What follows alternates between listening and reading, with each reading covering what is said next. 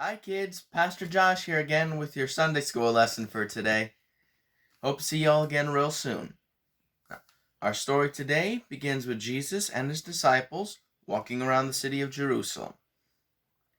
And then as they're walking around, they come across a beggar. That was actually a fairly common occupation in Jesus' day. Those that couldn't work for a living, they had to beg for money from those that had it. Now, this particular man couldn't work because he was blind. He'd been born blind, and so there was nothing he could do to work. At least, not in Jesus' time.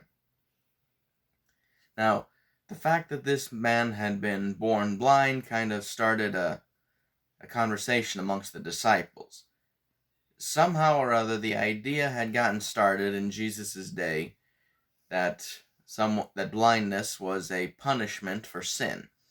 Either the person who was blind or their parents had done something to cause the blindness.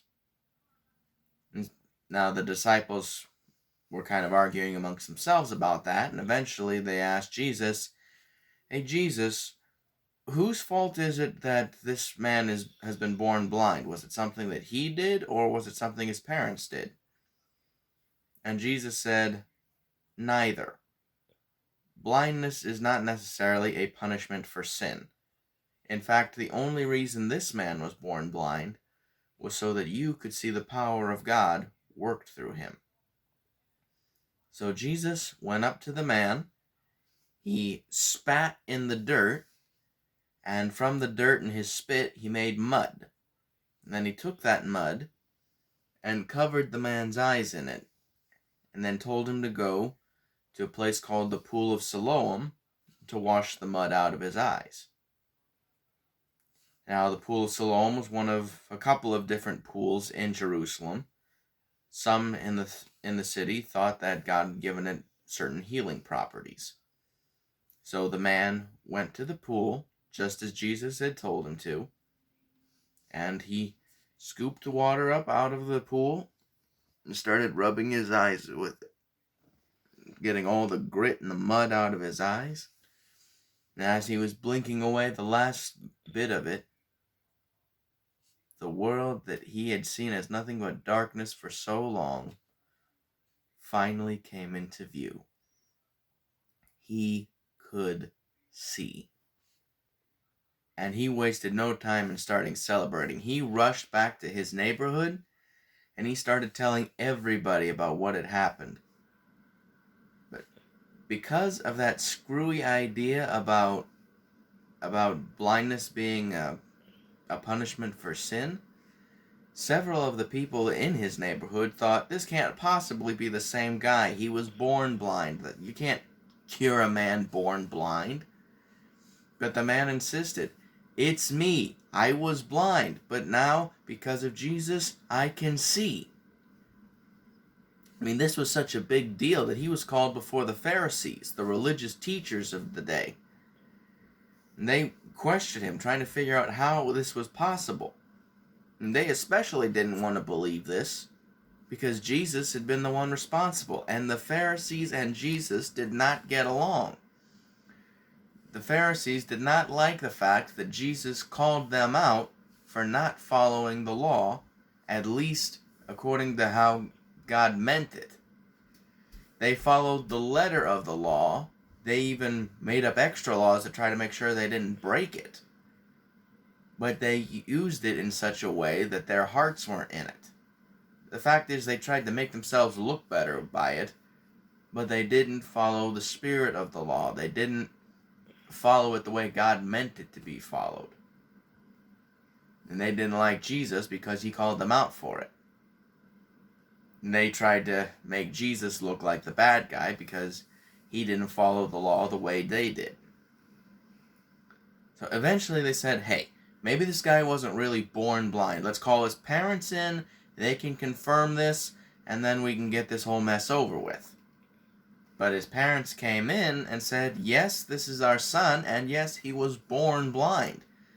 But how he can see now, we have no idea. I mean, he's old enough. Let him answer your question. I mean, he's old enough to take responsibility for himself here. Now, they knew Jesus was responsible, but the fact is they were afraid of the Pharisees.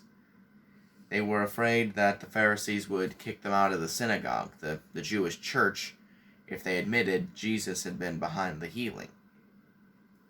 So again, the blind man was called in, and the Pharisees said, "Now tell us the truth. It couldn't possibly have been Jesus who did this, because that man does not follow the law the way we do." The blind man said, "Whether or not he follows the law the way you say it should be followed, I have no idea. All I know is this. I was blind, and now I can see. So why is it you keep asking me this? Do you want to be Jesus' disciples too?" And the Pharisees blew a gasket when they heard that.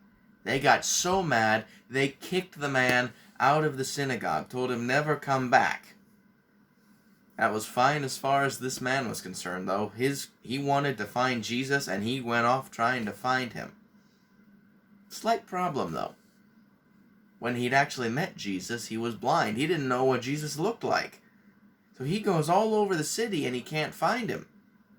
Eventually, though, Jesus walks right up to him and asks, "Do you believe in this man they call Jesus?" And the blind man said, "Show him to me so that I can." And Jesus' reply was, "You're looking at him." The blind man fell down and started to worship Jesus right then and there. And we know that he would go on to be one of Jesus' followers. Perhaps not a disciple, but he would still be a follower. Now that's where the story of this man ends in the Bible, but we do learn a pretty important lesson from it.